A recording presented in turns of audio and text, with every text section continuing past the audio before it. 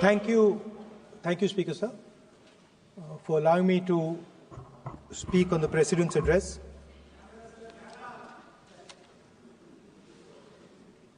Camera. Thank you. Double thank you, sir.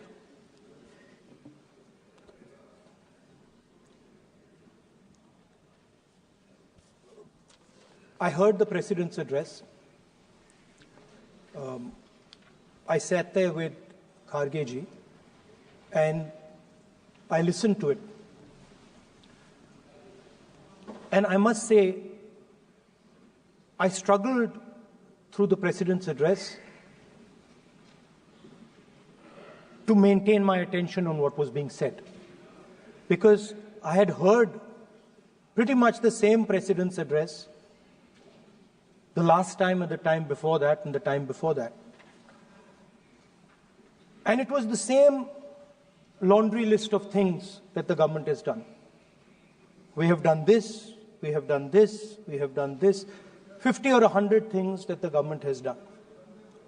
And so while I was sitting there, I was thinking, okay, I am being critical about what is being said. And I am saying that this is not the type of President's address that should be delivered.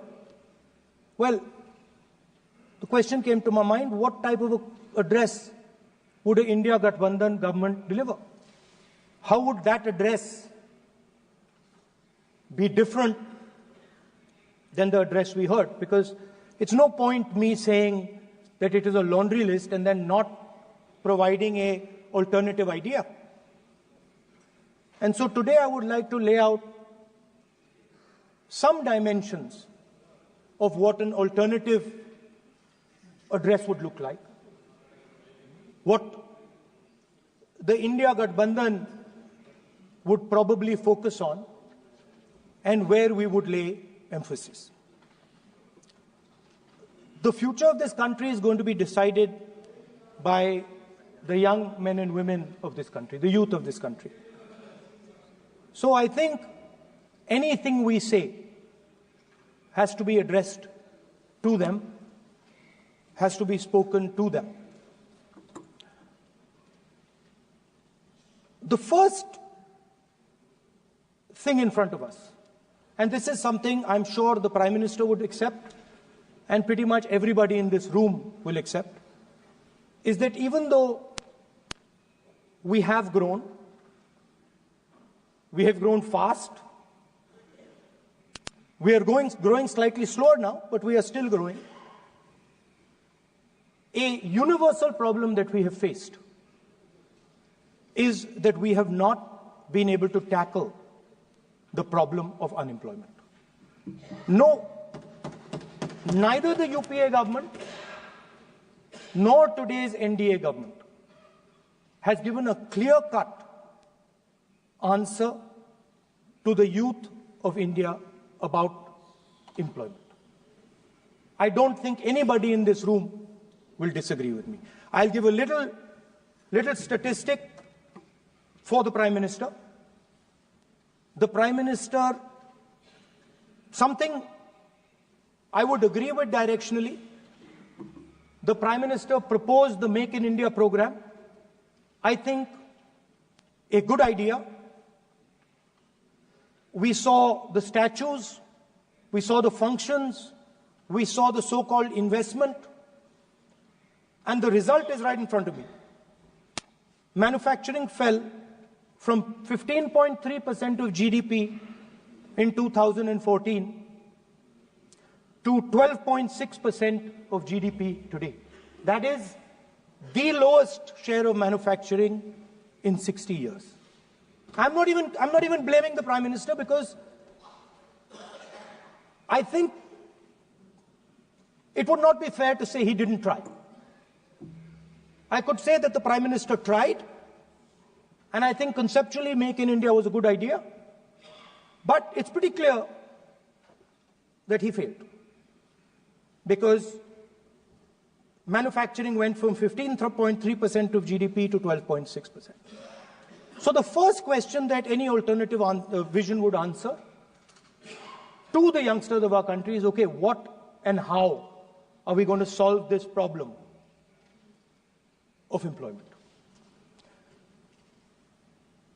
Any country basically organizes two things. You can organize consumption, and then you can organize production. Modern way of saying organizing consumption is services. Modern way of saying organizing production is manufacturing. But there is more to production than simply manufacturing. For example, agriculture also is about production. Now, pretty much every government since 1990 has done a decent job on consumption, on organizing consumption. Which are the companies that organize consumption? Uber organizes consumption. Reliance organizes consumption. Adani organizes consumption. But we have, as a country, failed in organizing production. We have excellent companies that try to organize production. They are the Mahindras of this world. They are the Bajajs of this world. Part of Tata's organizes production, but the record of the country in organizing production is dismal. And essentially what we have done is we have handed over the organization of production to the Chinese. So this mobile phone, even though we are saying we make this mobile phone in India, that is not a fact. This phone is not made in India. This phone is assembled in India. All the components of this phone are made in China. The network that has produced this phone is made in China, is owned by China. So every time we use a phone, every time we wear a Chinese shirt, a Bangladeshi shirt, every time we wear a pair of Chinese sneakers, we are paying a tax to China.